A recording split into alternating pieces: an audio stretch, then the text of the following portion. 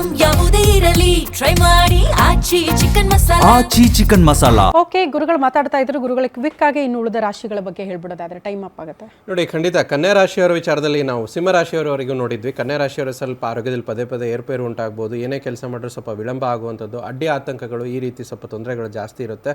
ದಶಮದಲ್ಲಿ ಗುರು ಇರೋದ್ರಿಂದ ಗುರುದೃಷ್ಟಿ ನಿಮ್ಮ ರಾಶಿಯವರೋದ್ರಿಂದ ಒಳ್ಳೆಯದಾಗುತ್ತೆ. ಸ್ವಲ್ಪ ಪರಿಹಾರ ಭಾಗವಾಗಿ ಕನ್ಯಾ ರಾಶಿಯವರು ಏನು ಅಂತಂದರೆ ಓಂ ನಮೋ ಭಗವತೆ ವಾಸುದೇವಾಯ ಅಂತ ಜಪ ಮಾಡ್ಕೊಳ್ಳುವಂಥದ್ದು.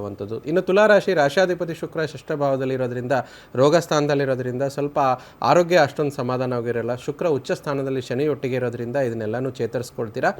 ಗುರುದೃಷ್ಟಿ ಇರೋದ್ರಿಂದ ಎಲ್ಲನೂ ನಿಮಗೆ ಕಾಪಾಡ್ಕೊಂಡು ಬರುತ್ತೆ. ಮತ್ತು ಸ್ವಲ್ಪ ಬಿಸ್ನೆಸ್ ಮಾಡೋರಿಗೆ ಒಳ್ಳೆಯದು ಅಂತ ಹೇಳ್ತೀವಿ ಈ ಒಂದು ತುಲಾರಾಶಿಯವರ ವಿಚಾರದಲ್ಲಿ. ಗರ್ಭಿಣಿಯರು ಸ್ವಲ್ಪ ಹುಷಾರಾಗಿರಬೇಕು. ಮತ್ತು ಬಹುಮುಖ್ಯವಾಗಿ ಒಂದು ತುಲಾರಾಶಿಯವರ ವಿಚಾರವಾಗಿ ಪರಿಹಾರ ಇಷ್ಟೇ, ಓಂ ಶುಂ ಶುಕ್ರಾಯ ನಮಃ ಅಂತ ಜಪ ಮಾಡುವಂಥದ್ದು ಒಳ್ಳೆಯದು. ಮತ್ತು ವೃಶ್ಚಿಕ ರಾಶಿ ರಾಶಾಧಿಪತಿ ಮಂಗಳ ಗ್ರಹ ಕೂಡ ಚತುರ್ಥ ಭಾವದಲ್ಲಿ ಚತುರ್ಗ್ರಹ ಯೋಗ ರಾಹುಗ್ರಸ್ತ ಆಗಿರೋದ್ರಿಂದ ಸ್ವಲ್ಪ ಮನೆಯಲ್ಲಿ ಏನೋ ಕಿರಿಕಿರಿ ವಾತಾವರಣ, ಮನಸ್ಸಿಗೆ ಅಸಮಾಧಾನ ಅಂತ ಹೇಳ್ತೀವಿ. ಅದಕ್ಕೆ ಆದಷ್ಟು ಸುಬ್ರಹ್ಮಣ್ಯನ ಆರಾಧನೆ, ಸುಬ್ರಹ್ಮಣ್ಯನ ಮಂತ್ರ ಓಂ ಶರವಣ ಭವಾಯ ನಮಃ ಅಂತ ಜಪ ಮಾಡ್ಕೊಳ್ಳೋದು ಒಳ್ಳೆಯದು. ಇನ್ನು ಧನುರಾಶಿ ರಾಶಾಧಿಪತಿ ಸಪ್ತಮ ಸ್ಥಾನದಲ್ಲಿ ಉಚ್ಚವಾಗಿರುವಂಥದ್ದು, ಅದು ವಕ್ರಗತವಾಗಿರುವಂಥದ್ದು. ತೃತೀಯದಲ್ಲಿ ಇಲ್ಲಿ ಆಗ್ತಾ ಇರುವಂಥದ್ದು 4 ಚತುರ್ಗ್ರಹ ಯೋಗ ಅಂತ ಹೇಳ್ತೀವಿ. ಮತ್ತು ಭಾಗ್ಯಸ್ಥಾನದಲ್ಲಿ ಚಂದ್ರಕೇತು ಇತಿ ಇರೋದ್ರಿಂದ ಸ್ವಲ್ಪ ತಂದೆ ಆರೋಗ್ಯ ಏರುಪೇರು ಮತ್ತು ಅವರ ಮಾನಸಿಕ ತುಮುಲಗಳು ಜಾಸ್ತಿ ಆಗುತ್ತೆ. ಸ್ವಲ್ಪ ಆದಷ್ಟು ಓಂ ಬೃಹಸ್ಪತಿಯೇ ನಮಃ ಅಂತ ಜಪ ಮಾಡ್ಕೊಳ್ಳೋದು ಧನುರಾಶಿಯವರು ಒಳ್ಳೆಯದು.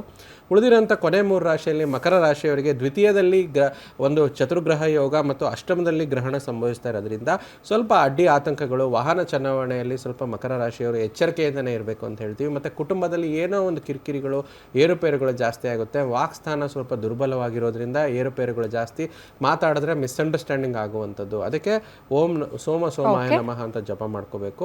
ಕೊನೆಯದಾಗಿ ಕುಂಭರಾಶಿಯವರಿಗೆ ರಾಶಿಯಲ್ಲೇ ಚತುರ್ಗ್ರಹ ಯೋಗ ಸಪ್ತಮದಲ್ಲಿ ಇದಿರೋದ್ರಿಂದ ಸ್ವಲ್ಪ ದಾಂಪತ್ಯದಲ್ಲಿ ವಿರಸ, ಮಾನಸಿಕ ಕಿರಿಕಿರಿಗಳು ಇರೋದ್ರಿಂದ ಓಂ ಶಂ ಶನೇಶ್ವರಾಯ ನಮಃ ಅಂತ ಜಪ ಮಾಡೋದು. ಕೊನೆಯ ರಾಶಿ ಮೀನ ರಾಶಿಯವರಿಗೆ ರಾಶಾಧಿಪತಿ ಗುರು ಚತುರ್ಥ ಭಾವದಲ್ಲಿ ಷಷ್ಠ ಭಾವದಲ್ಲಿ ಈ ಒಂದು ಗೋಚರ ಚಂದ್ರಕೇತು ಜರುಗ್ತಾ ಇರೋದ್ರಿಂದ ಸ್ವಲ್ಪ ಮಟ್ಟಿಗೆ ಕಿರಿಕಿರಿಗಳು, ಮಾನಸಿಕ ಕಿರಿಕಿರಿಗಳು ಹೆಚ್ಚಾಗಿರೋದ್ರಿಂದ ಓಂ ಬೃಹಸ್ಪತೇ ನಮಃ ಅಂತ ಜಪ ಮಾಡ್ಕೋಬೇಕು.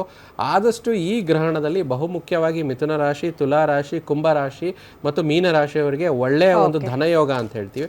ಉಳಿದಂಥ ರಾಶಿಗಳಿಗೆ ಸಾಮಾನ್ಯವಾಗಿ ತಿಳಿಸಿರುವಂಥ ಪರಿಹಾರಗಳನ್ನು ಮಾಡಿಕೊಂಡ್ರೆ ಸಾಮಾನ್ಯ ಜನಕ್ಕೆ ಒಳ್ಳೆಯದಾಗುತ್ತೆ. ಧನ್ಯವಾದ. ಇಷ್ಟೊತ್ತು ನಮ್ಮ ಜೊತೆಗಿದ್ದು ಸಾಕಷ್ಟು ವಿಚಾರಗಳ ಬಗ್ಗೆ ತಿಳಿಸ್ಕೊಟ್ಟಿದ್ದಕ್ಕಾಗಿ. ಇದು ಚಂದ್ರಗ್ರಹಣದ ಮಾಹಿತಿ.